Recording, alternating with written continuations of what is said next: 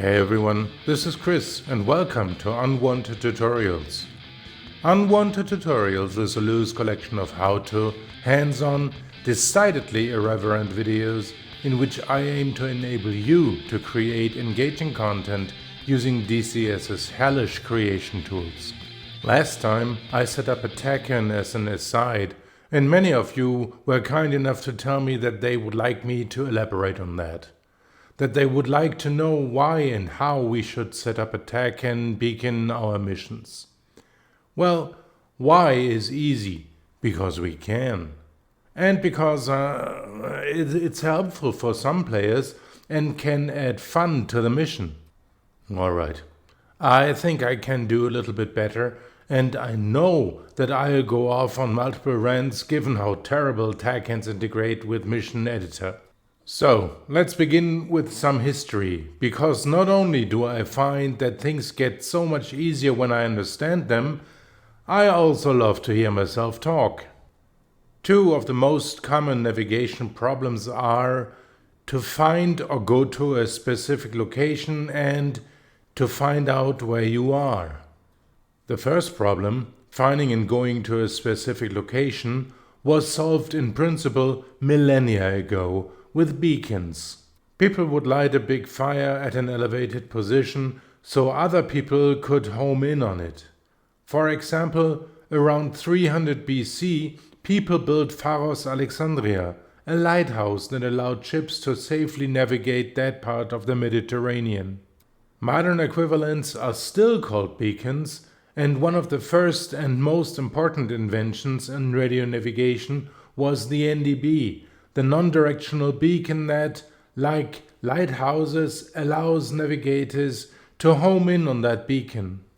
An NDB is little more than a radio transmitter that broadcasts into all directions, just like radio stations of old.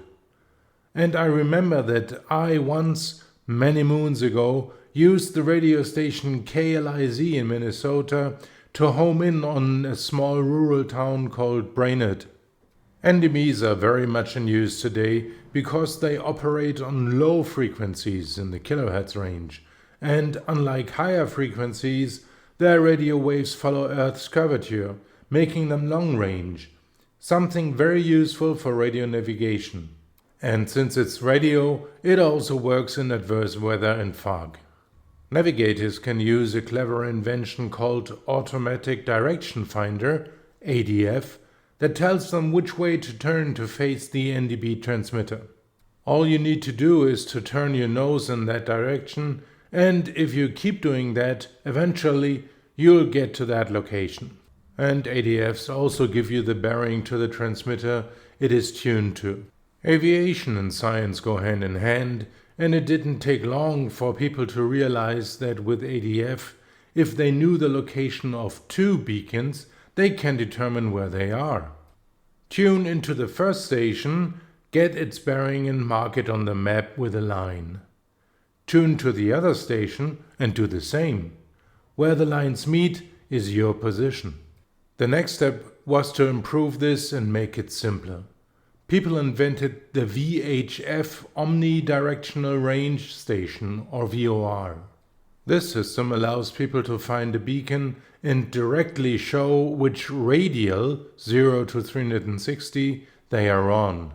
This allows a neat trick. Fly on a radial, say 35 degrees, away from one VOR, and tune your equipment to the radial, say 285, of a second VOR. Once you hit the point where the two intersect, you turn to the other radial. This is how highways in the air routes, were defined. And pilots use this daily. Simply go from one VOR radial to the next until you are home. Very convenient, exceedingly helpful. Now, for a long time, people wished that they not only knew their direction to a beacon, but also its distance. If you know both direction and distance to a known location, you can easily determine your own location. Around 1946, distance measuring equipment, or DME, was invented. This gadget tells the operator the distance to a radio station. Since this was exceedingly useful, DME and VOR were put together. You now can determine easily your location on a map.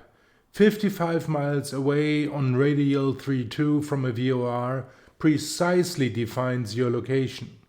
Now, for military purposes, that VOR DME system was refined to higher accuracy, giving us TACAN, or the civilian version called VORTAC. There are subtle differences here, and since this is not a navigation tutorial, we'll leave it at that. TACANs are navigation aids that allow players to accurately place themselves if their aircraft has the equipment and the pilot knows how to use it. In missions, player aircraft that are equipped with TACAN can easily home in on the TACAN transmitter and always know how far away they are. From a mission creator's perspective, this means that we can place a TACAN at a point of interest, and TACAN-enabled aircraft can find that spot, to land or to bomb the bejesus out of it. Also, it easily allows aircraft to approach a TACAN on a radial or bearing, which is incredibly useful for some operations, for example carrier approaches. Now, placing a TACAN in Mission Editor isn't terribly complicated. You merely should be aware of some restrictions and anticipate some truly idiotic design decisions taken by the inept people at Eagle Dynamics when they integrated it into Mission Editor. Now, for the restrictions. This is perhaps obvious. Your players can only use TACAN if the aircraft that they use is equipped with TACAN and they know how to use it. Since TACAN is a Western technology, very few, if any, Eastern aircraft use it. The amount of aircraft that support TACAN in DCS is woefully small in 2026. For fixed wings, the Hornet, Falcon, A-10C, Tomcat, Jeff, Tiger, Harrier and M2000, and in a limited way the Phantom and the F-15 support TACAN. For rotor heads, only the Apache, Hook and Gazelle currently support TACAN. Whoa, wait, you might say, how do I, a simple mission creator, know this? You don't. And cheap-ass Eagle Dynamics simply assume that you do. They do not provide a resource that tells you what is what. In fact, the manual doesn't even tell you how to put down a TACAN in Mission Editor. This, on the other hand, I can understand, because if I was producing cheap-ass quality like that, I wouldn't want to write about it either. Since so few planes support TACAN, yet almost all have some form of ADB, mission creators often prefer to put NDBs instead of TACAN on their maps. This tutorial focuses on placing TACAN transmitters. Actually operating TACAN in flight is fun, so let's see how we support this in Mission Editor. Note that I will not explain how pilots operate their TACAN. We'll just look at how to place transmitters that pilots then can use. To put down a TACAN transmitter, first find a location that you want TACAN-equipped pilots to find. Here I'm going to put a TACAN next to Batumi's runway 13 to allow them to use the TACAN as localizer and practice alignment. I'm using right mouse click and drag to pan the map and mouse wheel to zoom in to Batumi's runway. To place the TACAN, click on the tank symbol on the left. Yes, ladies and gentlemen, the brain trust over at Eagle Dynamics have decided to sort a stationary, unmoving object with ground units. You know, things that move. Yeah. If you are a complete zero at UI, cheap and also very lazy, it may even make some sense. So, to add a stationary locator, we go to Vehicles. Now, after clicking on the tank, move over to the right and under Name I enter TACAN. The name is irrelevant, yet giving groups a good name can be helpful during mission design. For country, click on Combined Joint. Which color you choose, red, neutral or blue, is irrelevant. Radios don't care who sends the signal, they just receive them. I use combined joint blue. From category choose fortification. Do not think about this too much. Simply groan, pity the jackasses at Eagle Dynamics and move on. From type choose Beacon TACAN Portable TTS 3030. I click on the map to place the TACAN. I then also set its heading to 130 to align with the runway. This is simply a visual thing and does not affect the way that the TACAN works. Looking at the UI, you see that the bozos over at Eagle Dynamics again show their bottom shelf skill and do not provide sensible UI to set up the TACAN that you just placed. For the record, all a TACAN needs is a location and a channel to transmit on. Mission Editor makes us jump through many more hoops, a testament to the bargain basement abilities of their software team. So how do we set up a TACAN's properties? First, remember that the TACAN unit now is part of a group. Why? Because you are dealing with jackasses. There are ways in Mission Editor to assign properties to individual units. But no, we are going full clown show. To assign a single stationary object's properties, these bozos have decided that we use special waypoint actions. You heard that right. Something that doesn't move, a localizer beacon, is set up in a waypoint action as part of its route. It's difficult to imagine a dumber way to go about it, I know. Jackasses. And thank you for your passion, I guess. Trash. So, to do this, I first click on Edit to exit Waypoint Add mode. Yeah, we were still in Waypoint Add mode because everyone knows that fortifications have places to go. When in Edit mode, we make sure that we are selecting Waypoint Undefined, dumbass designers, of 1. Make sure that you really only have one waypoint, the point where it spawns in the TACAN's route. If it's not already open, click on the Advanced Waypoints button to disclose the box and its 7 buttons below the box. Click on the Add button below the box. Yeah, there are 2 Add buttons here, UI dumbasses, so make sure that you click on the one below the box. On the left, a panel opens. From that panel's type pop-up, choose Perform Command, and from the action pop-up below that, scroll down and choose TACAN Activate. This populates new controls below that you should set as follows. Make sure that a tick mark is inside the bearing box.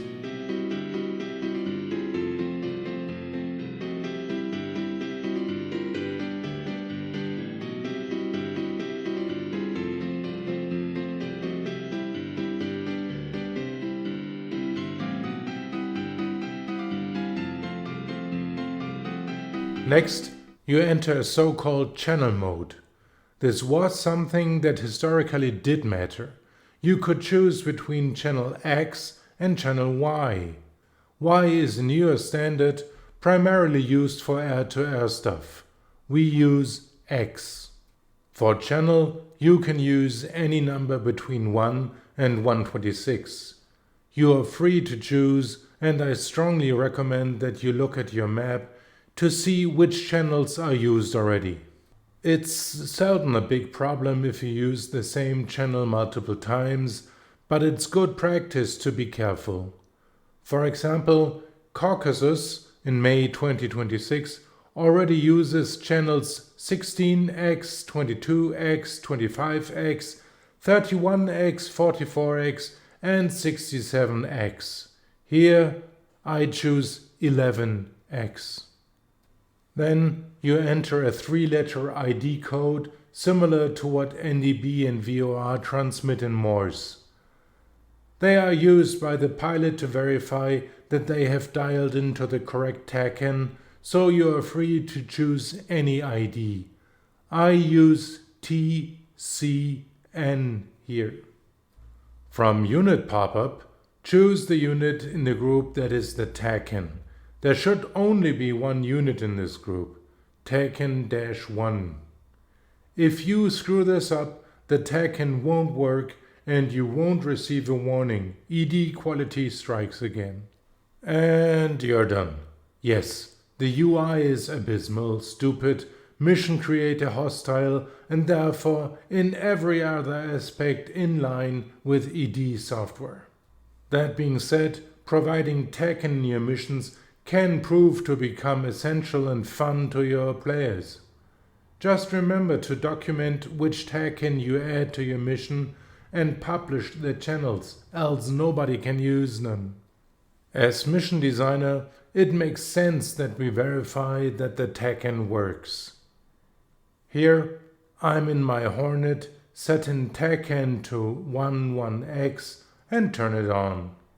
Then I switch my right MFD to HSI, turn on TCN and set the scale to 10. Since it's not self-evident, let's briefly examine the picture that we got.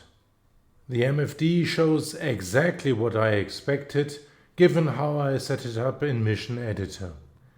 In the upper left corner we see that the TACAN transmitter is bearing 051 at 7.3 miles from us. My Hornet is heading 211, so the station is, as we can see in the center of the MFD, behind and to the left port of us. And there you go. If you as a mission designer have the time and your players can use TACAN, add a couple of them to spice up your mission and make sure to include them in your documentation. So, add some TACANs and enjoy better missions. Until next time, take care!